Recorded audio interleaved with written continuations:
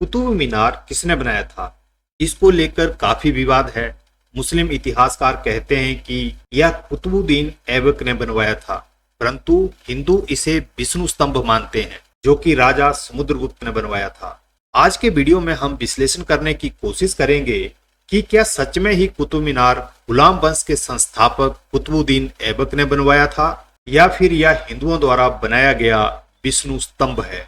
1193 ईस्वी में मोहम्मद गौरी से पृथ्वीराज चौहान की हार के बाद दिल्ली पर पहली बार मुस्लिम सत्ता स्थापित हुई। मोहम्मद गौरी ने अपने एक गुलाम कुतुबुद्दीन को 1193 में दिल्ली का मुख्य अधिकारी नियुक्त किया और स्वयं गजनी वापिस चला गया। इसके बाद 1195 में गौरी ने कुतुबुद्दीन को लेकर कन्नौज के राजा जयचंद को भी हरा दिया और काशी तक के क्षेत्र को रौंदते हुए अपने राज्य में मिला लिया। बाद में गौरी वापस गजनी चला गया और 1206 में उसकी मृत्यु हो गई।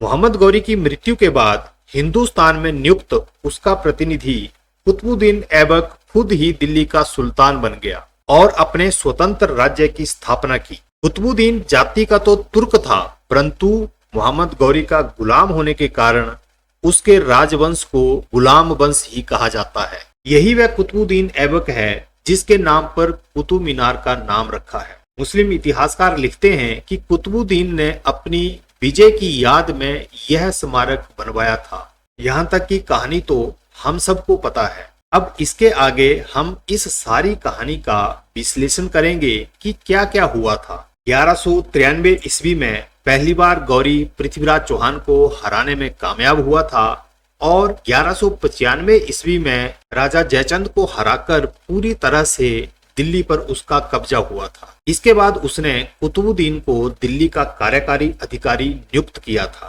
तथा 1206 में मोहम्मद गौरी की मृत्यु के बाद कुतुबुद्दीन दिल्ली का शासक बना, यानी कि कुतुबुद्दीन के पास पूरी शक्तियां 1206 में ही आई। इससे पहले तो वह मात्र एक गुलाम का ही काम कर रहा था और 1210 में उसकी मृत्यु हो जाती है। इस तरह वह केवल मात्र 4 वर्ष ही पूरी तरह से दिल्ली का सुल्तान रहा है। अब प्रश्न यह उठता है कि इन 4 सालों में कुतुबुद्दीन ऐबक ने ऐसी कौन सी महान लड़ाई लड़ी और जीती जिसकी याद में उसने यह विजय स्तंभ बनवाया है। इसलिए यह पूरी तरह झूठ है कि कुतुब मीनार कुतुबुद्दीन ऐबक ने बनवाई है।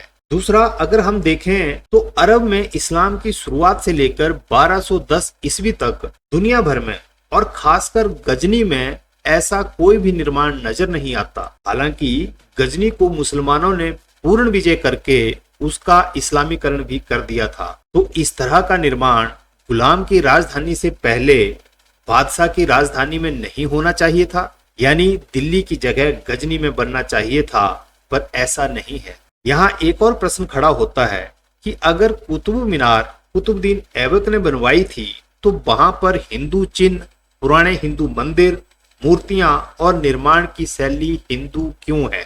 एक और बात पर अगर हम ध्यान दें कि गजनी और पूरे अफगानिस्तान में इस्लाम आने के बाद कोई भी इतना भव्य निर्माण नजर नहीं आता है। बामियान में महात्मा बुद्ध की मूर्तियां थी क्योंकि इस्लाम से पहले वहां पर हिंदू और बौद्ध ही रहते थे, उनको भी मुसलमानों ने तोड़ दिया है। इस तरह कुतुब मीनार यानी विष्णु स्तंभ निश्चित रूप से ही हिंदू राजा समुद्रगुप्त ने बनवाया होगा और मुसलमानों की चिर परिचित शैली, यानी जहां भी जाएंगे वहां पर तोड़फोड़ लूटपाट करके और पुरानी इमारतों पर इस्लाम की आयतें आदि लिखवाकर उनको अपने नाम से जोड़ने के कारण ही विष्णु स्तंभ को कुतुब मीनार का नाम दे दिया है।